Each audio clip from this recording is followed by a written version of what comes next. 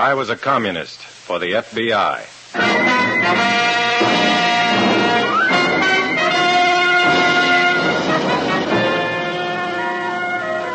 Starring Dana Andrews in an exciting tale of danger and espionage. I was a communist for the FBI.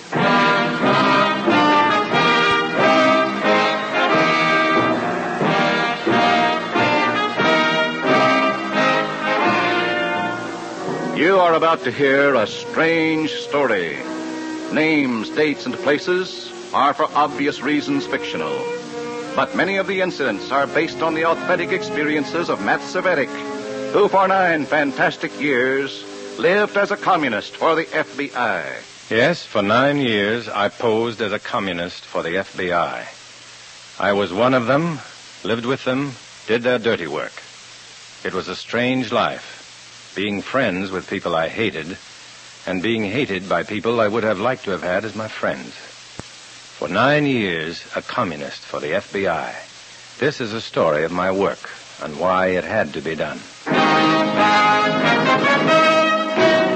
In a moment, listen to Dana Andrews as Matthew Cvetic, undercover man.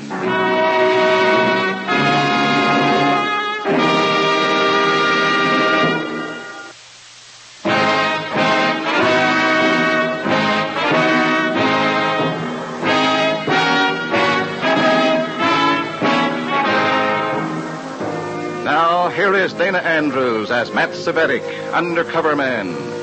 This story from the confidential file is marked Traitors for Hire.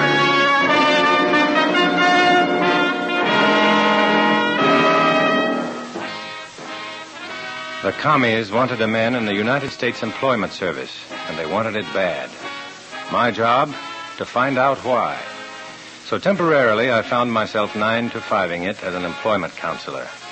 It was pretty dull until I got a call to visit a certain sporting goods store. Yes, sir. I'll show you our new shipment of fishing tackle. A spinning reel, perhaps. The winter is the time to catch red trout. How many times do red trout bite on flies? 7 in the morning, 4 at noon. And 7 at night. Step in the back room, please.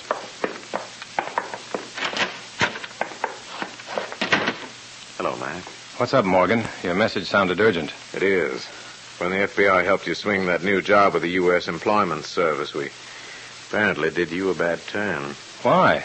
The party seemed tickled, if you'll pardon the pun, pink.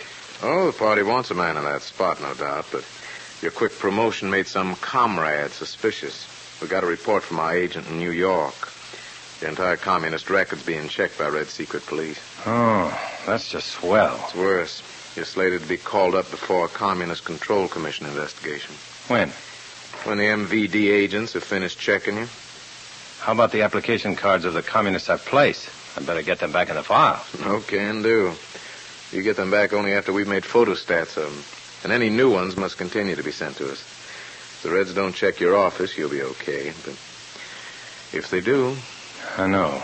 Please omit the flowers.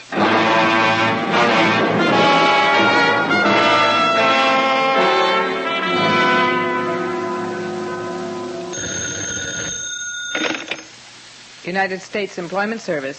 Mr. Cvetic's office. Yes, sir. Notification has been made. Goodbye. Yes, sir. Can I... Just a moment, sir. Have you an appointment? Child, do not be a fool. I need no appointment. Good morning, Monsieur Cvetic. Good morning. I am Pierre Levasseur. You will place me as head barber at the Victoria Aircraft Plant. They have a shop for the executives, I understand. Well, yes, but head barber. No, I'm sorry, but I could... I want to begin work on Monday. You're a dreamer, Mr. Levasseur. The position at Victoria is not open. It will be. It will be. It seems that a few minutes ago there was a tragic accident. A man was injured. The head barber? Yes. The poor man was struck by a company vehicle while returning from the plant commissary. You'd better give me a fast reason why I shouldn't call the cops.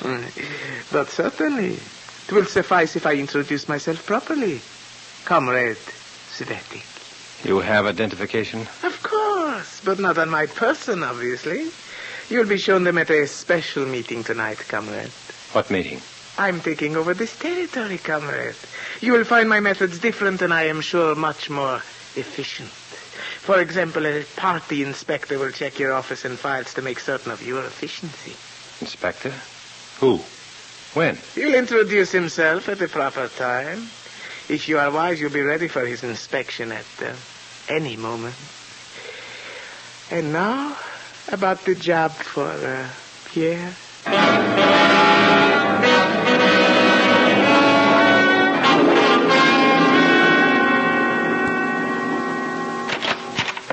Thank you, monsieur. You have been most kind. Bonjour. Goodbye. Betty, Mr. Levasseur is to be placed in the executive barber shop at Victoria, starting as of Monday. Draw up 5 copies and have them on my desk for signature this evening. You're really going to place that... Yes, Mr. Cvetic. I'm going out for a while to my dentist. Is there a number where I can reach you? No number.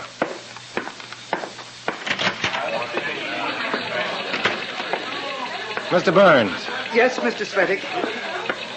Is something wrong, Mr. Cvetic? You're in charge of this outer office, Mr. Burns. It would be nice if you could see that it's more like an office and less like a quilting bee. Yes, sir. I'll put out a memo right away. You put out too many memos. Tell them. They can discuss their social lives somewhere else, but at work. And, put out that pipe. Oh, yes, Mr. Cvetic. Not in the waste paper basket, you idiot. Oh. You want to set the place on fire? All right, what are you all gaping at? Get to work.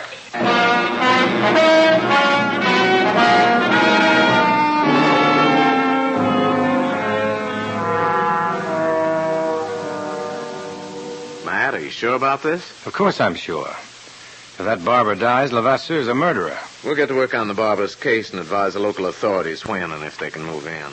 If you nail Levasseur, let me know. I'll help with the embalming. You better keep your mind on your own problem.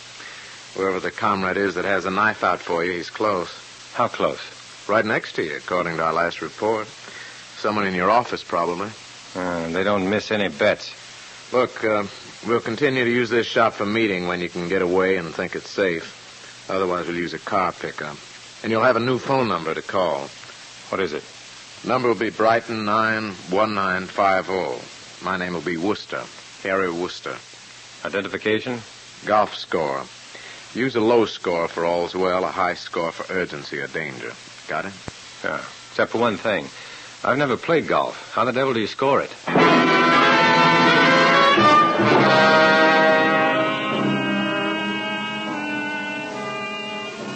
I left the FBI man, Morgan, and returned to the office to find things running normally. The girls were busy chattering about last Saturday night's failure and next Saturday night's hope. Except one named Carol, who was batting her blue eyes at Wally Burns until the nervous little office manager was ready to jump right out of his chair. Waiting in my private office was a 200-pound man with a 1-ounce brain. Well, hi, Comrade Cvetic. I need a new job. On account I Get out of my chair. Huh? Oh, sure, Comrade. Only thought... You never thought in your life, Sargo. You've been fired from 8 jobs already because you can't keep quiet about being a party member. Only I didn't get fired this time because I'm a party member. I was fired because I carried out the orders of our new leader, your leader. What are you talking about? I was kicked out of Victoria because I had an accident. They said I was careless. Only they don't know how careless. So you drove the truck that hit the barber. That's right. On instructions from Comrade Levasseur, and that ain't all. He wants me to get together a police unit for him. I see. Levasseur is here representing the party's control commission. And you're going to head his private goon squad. Well, you fit, Sargo. Yes, Mr. Cvetic. Get me the personnel manager, Mr. Lewis, at the Marshall plant. Yes, sir.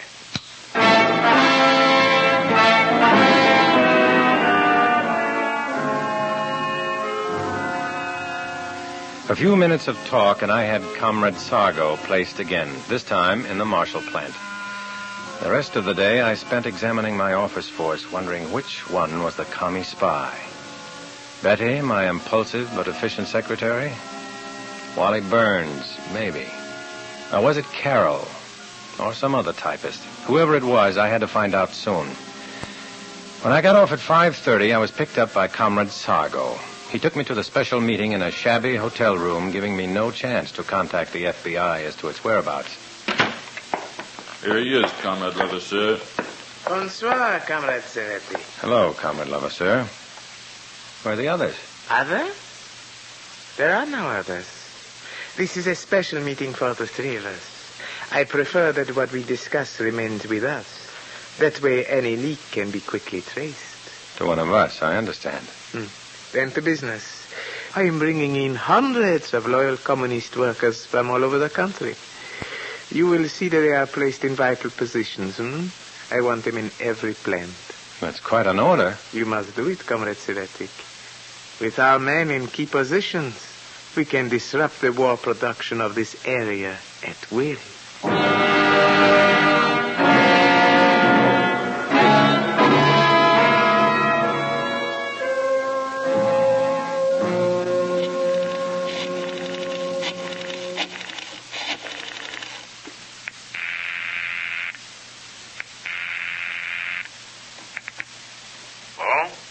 Hello, Harry Wooster?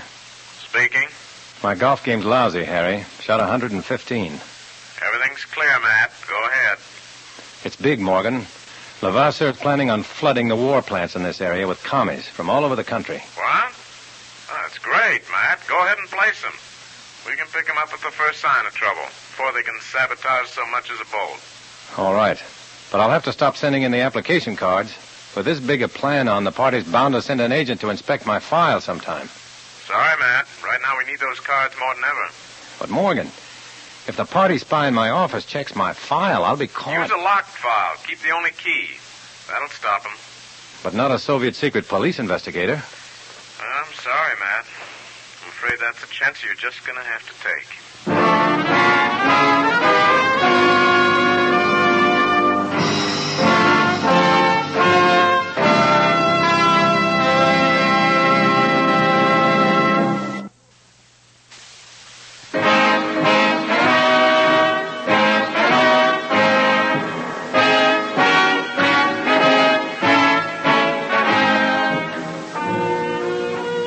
Now back to Dana Andrews, starring in I Was a Communist for the FBI, and the second act of our story.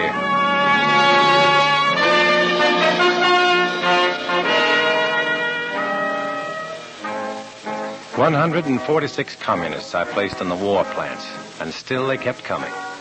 My locked file at the office became more and more of a threat with its empty sections. Sections that were in FBI hands. Always over my head hung the fear of the surprise inspection by a Soviet agent. And to make life just that much worse, I had the knowledge of a communist spy being in my office staff. A spy that had me facing an inevitable trial by the Control Commission, the party's equivalent of a Gestapo. Yes, Mr. Sargo, may I help you? Well, I don't know, baby. Try and see. Mr. Cvetic is out at the moment. Will you wait? Well, sure. With you, it might be fun, honey. The name is Miss Ward to you. Oh, is it? Well, me, I got just a remedy for a snooty little doll like you. Little kiss. Let go of me, you big ape. Let go. I'll see you pay. Hey, milk-faced little fascist. I'll teach you some respect for the party. Sargo! Let her go. No, not until I teach you something. Oh, you filthy communist knucklehead. I said let go. Why, you... What? Wait, no, don't hit me again. I'll show you to manhandle a decent girl, you thick-headed comic. Slime. You're not out, you dirty red. Get up and get out of here. Take your smelly communist ideas of decency with you. Get out. All right, I'm going. Just give me a chance. Go on, get out of my way. Good heavens. What was all that about, Mr. Cvetic? Nothing. Get back to work, all of you. Why, of course, Mr. Cvetic. I'm sorry, Mr. Cvetic, but the noise and all, Oh, gee, thanks, Mr. Cvetic. I hope this fight won't get you into any trouble. Sargo had that one coming, Betty. He sure did. Funny. You know, for a long time, I thought you might be a communist.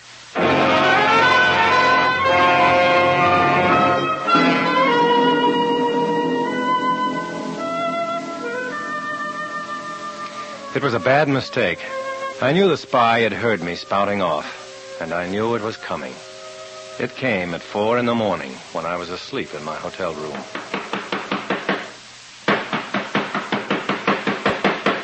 Yeah, Yeah, so I owe you money. I'm coming.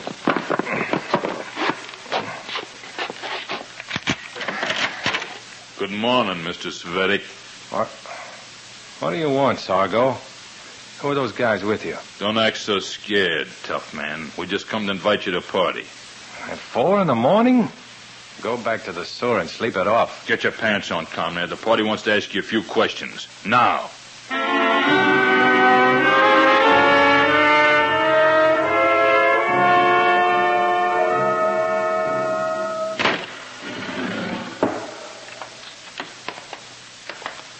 Here he is, Comrade Levasseur, bright and shiny. Did you search him? We did better. We watched him dress. The Control Commission has been checking your record, Comrade Cvetic. We've been quite thorough. Yeah, and? Unfortunately for you, the record shows only the best service to the party. Well, and what's the idea of bringing me... A clear record does not mean you are free of suspicion. Your promotion to counselor in the U.S. Employment Service... did you manage it so easily? Who got it for you? I worked for it. Perhaps the FBI helped a little? I've told you, I have no connection with the FBI. But you have changed. You lost your faith in the party. No. But you did attack the comrade today. Well, yes, but And during this attack you said things. May I speak? By all means, comrade. First of all, I'm surprised that you would listen to an idiot like Comrade Sargo. Why, you do... What? Do I understand by this that you deny his accusation? If he says I have in any way been disloyal to the party, yes. You've made the mistake I was waiting for, Comrade Cvetic. It was not only Comrade Sargo's word, another comrade testified to your comments. Open the door. Yeah, comrade. Huh. Well, Comrade Cvetic? Burns, Wally Burns. Yes, it's me, you rotten spy. Me, Wally Burns. I knew you were a traitor when they put you in as counselor. That was my job, you stole. Enough, Comrade Burns.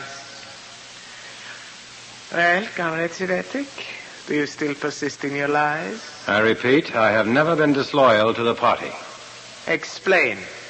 My proof lies in common sense, Comrade Levasseur. If I'd done anything else except throw Sargo out of my office and make a big pretense of hating communism, how long do you think I'd have kept my job? Mm-hmm. As you say, Comrade Cvetic, common sense. Oh, now, just a moment. You're not going to swallow that hogwash. That hogwash, Comrade Burns, makes a great deal of logic. If I were you, I would examine my own loyalty to the party. My loyalty? Petty jealousy over a fascist job is a grave weakness. No, As for you, Comrade Sargo, your stupid behavior jeopardized months of work. I'm recommending you to be transferred to another district for proper disciplinary action. No, please That's don't... all, comrades. Good night. Just a moment, Comrade Levasseur. If I'm cleared, I want to request that Comrade Burns leave my office at once. I prefer he stay. He's the logical choice for your position, in case anything should happen to you.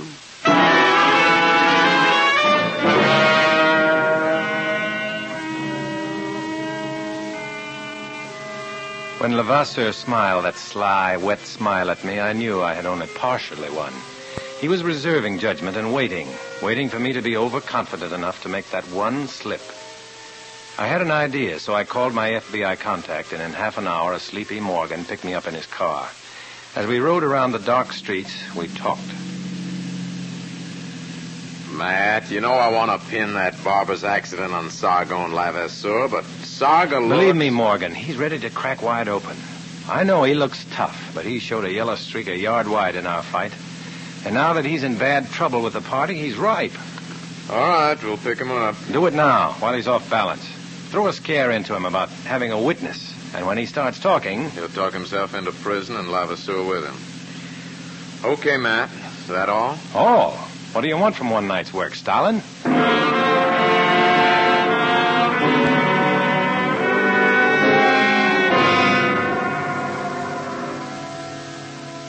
I didn't get much sleep, but I felt good going to work the next morning. For I was sure Sargo would sing, and loud.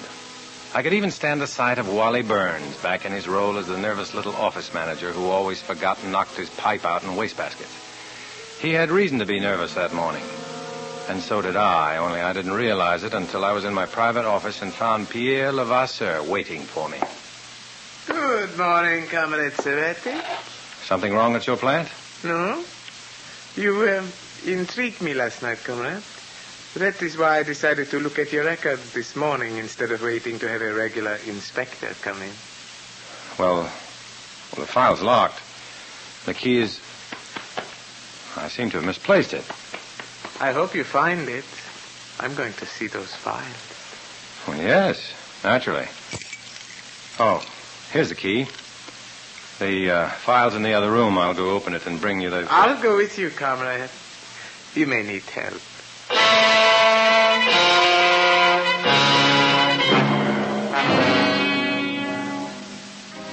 This was the payoff. One glance through that file, and Levasseur would know I was an FBI agent. I led the way to the outer office, trying desperately to think of some way out. Seeing Wally Burns gave me one faint hope, as I remembered his habit of knocking out his pipe in wastebaskets. It was a thin chance, but as I passed the wastebasket, I palmed my lighter, snapped it into a flame, and dropped it unnoticed into the pile of crumpled papers.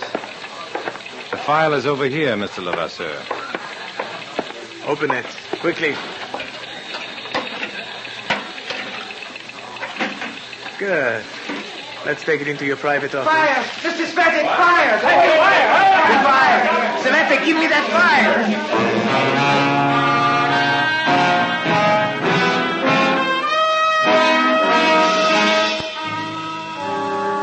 The burning wastebasket made a lot of smoke, and the excited clerks helped the confusion, but Pierre Levasseur was not to be distracted. He yanked the file drawer from me and headed for the outer door. I knew if he reached it, I was finished. So with my right foot, I hooked his ankle going by, causing him to fall headlong against a desk in a snowstorm of open files and papers. Levasseur! Oh, Mr. Levasseur, let me help. I'll take care of him, Burns. Get those girls and the others out of here. But, Mr. Cvetic, he's unconscious. I said get these people out of here. Yes, sir. All right, outside, everyone. Outside, I said. Move outside. Clear the room.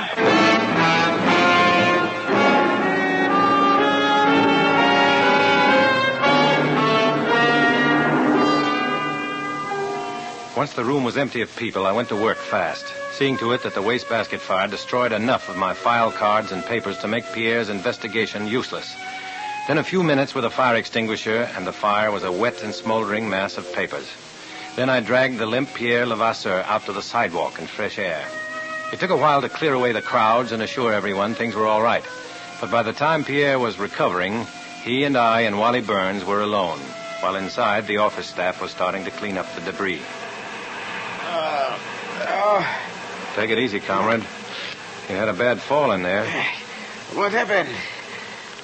There was a fire. You were running with the file and tripped over a phone cord. I tried to catch you, but I missed. I see. It's too bad. I suppose it cannot be helped now. Only, how did such a fire start?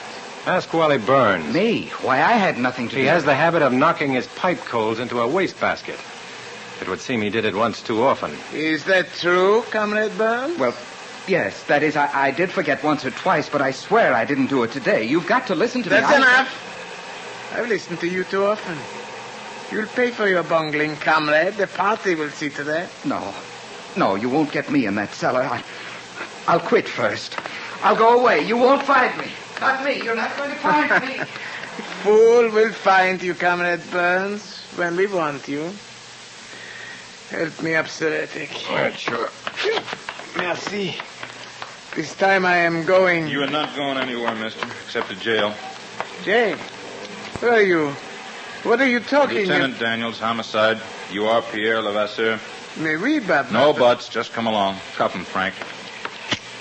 You hired the wrong boy, my red friend. Sargo told us the whole thing. Hey, now, wait, Lieutenant. Stay out of it, fella. Take it on this punk who reads assault and battery with intent to commit murder. Come on, Commie.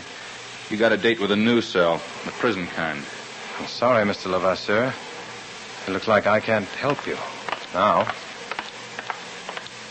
They went off, friend and enemy, and I started for my office. No, my job wasn't ended. This was just another part. A part of my undercover war against communism.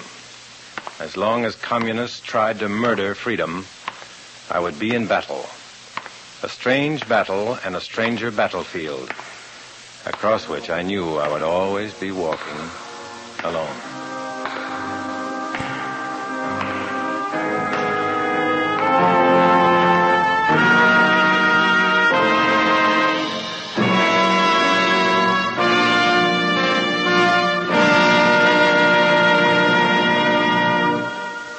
Our star, Dana Andrews, will return in a moment.